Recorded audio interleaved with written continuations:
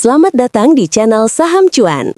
Sebelum kita mulai, saya ingatkan kembali bahwa video ini sepenuhnya hanya untuk edukasi, bukan ajakan untuk membeli atau menjual saham. Semua keputusan investasi sepenuhnya berada di tangan Anda. Saya harap video ini bisa memperkaya wawasan teman-teman tentang analisis fundamental perusahaan, khususnya PT Asuransi Multi Artaguna Tbk, dengan kode saham AMAK.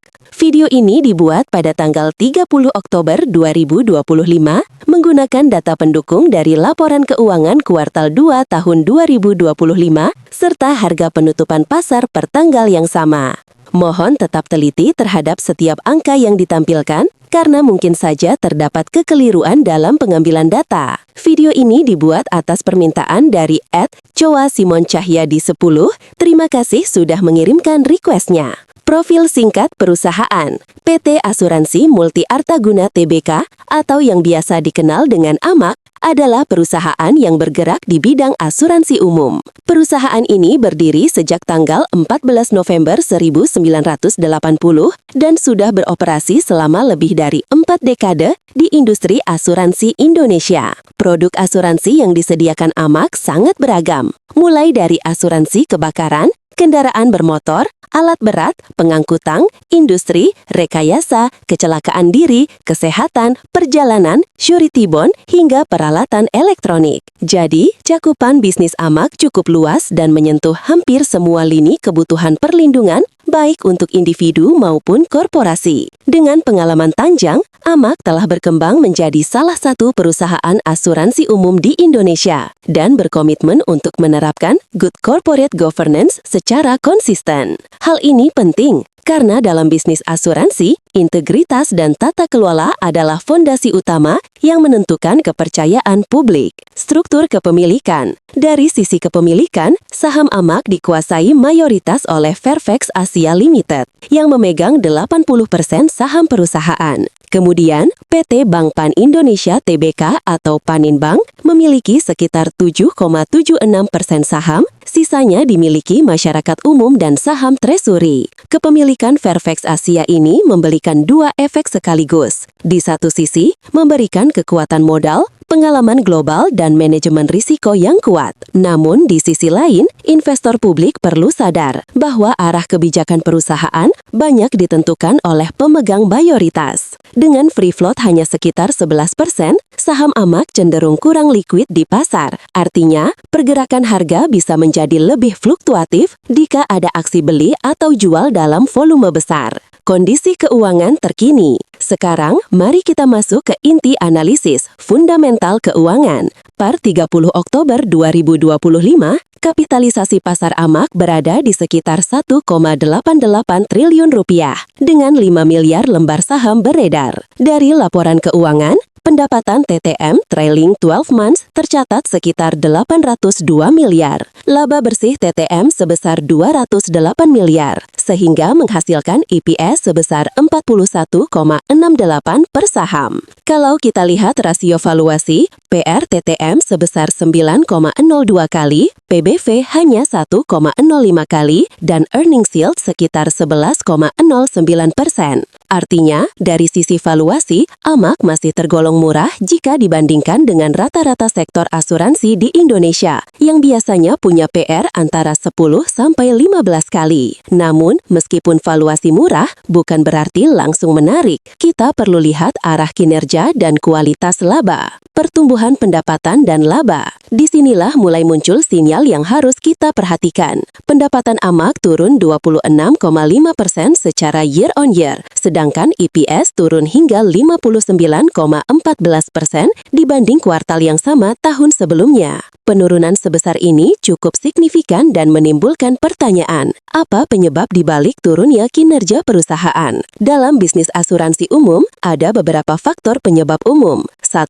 Penurunan premi akibat kompetisi harga yang ketat. 2. Kenaikan klaim nasabah misalnya karena bencana alam atau peningkatan klaim kendaraan. 3. Hasil investasi turun karena kondisi pasar obligasi dan saham yang melemah. Dari margin laba, AMAG mencatat operating margin hanya 3,06% dan net margin sekitar 3,02%. Angka ini menunjukkan efisiensi operasional sedang tertekan. Margin setipis itu menandakan perusahaan tidak punya ruang besar untuk menanggung risiko klaim yang lebih tinggi. Profitabilitas dan efisiensi. Dari sisi rasio profitabilitas, ROE 4,05%, ROI 11,60%, dan ROIC 11,44%. Artinya, setiap Rp1 modal yang ditanamkan menghasilkan laba sekitar 11%. Ini angka yang cukup sehat, tapi tidak spektakuler. Namun, karena revenue turun lebih dari 25% dan EPS turun 59%,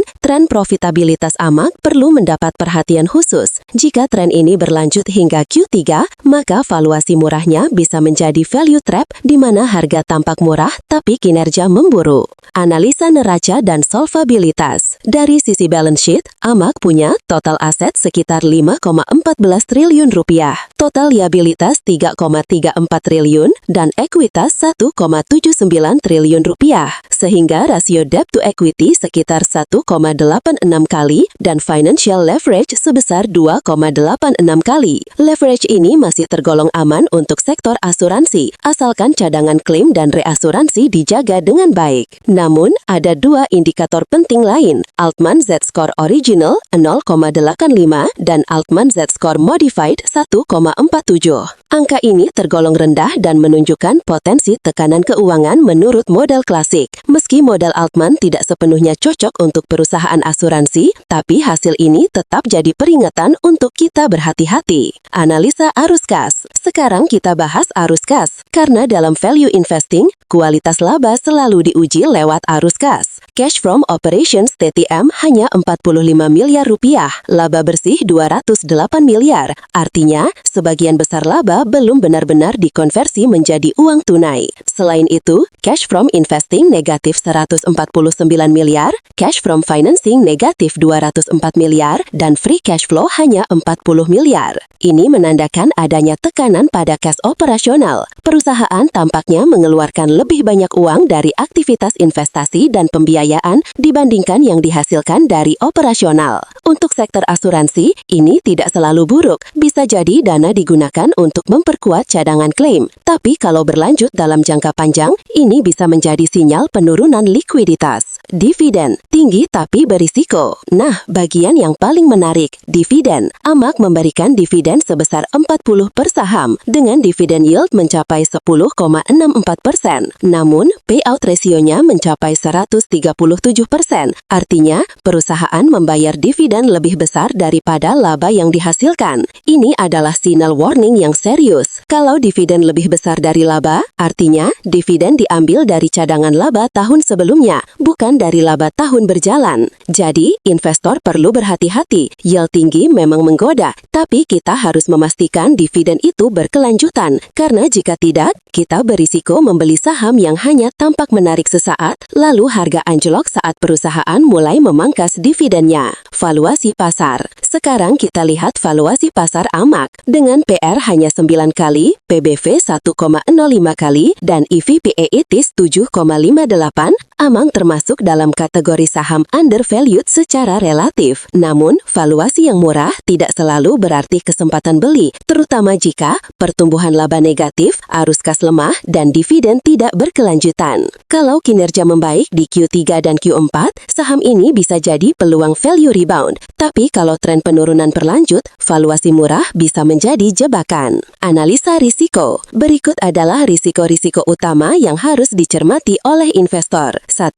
Risiko underwriting, yaitu ketika klaim nasabah meningkat lebih cepat dari premi yang diterima. 2. Risiko likuiditas karena cash flow operasi rendah. 3. Risiko valuasi cadangan klaim yang sulit diverifikasi tanpa laporan lengkap. 4. Risiko kebijakan dividen karena payout ratio terlalu tinggi. 5. Risiko dominasi pemegang saham mayoritas Fairfax bisa menentukan arah dividen dan strategi tanpa banyak pengaruh publik. 6. Risiko regulasi. Jika OJK mengetatkan aturan permodalan untuk industri asuransi. Dengan kombinasi faktor ini, investor harus membedakan antara saham murah dan saham bermasalah. Potensi dan katalis positif. Tentu saja, tetap ada peluang. Beberapa katalis yang bisa mendorong harga saham ke depan. 1.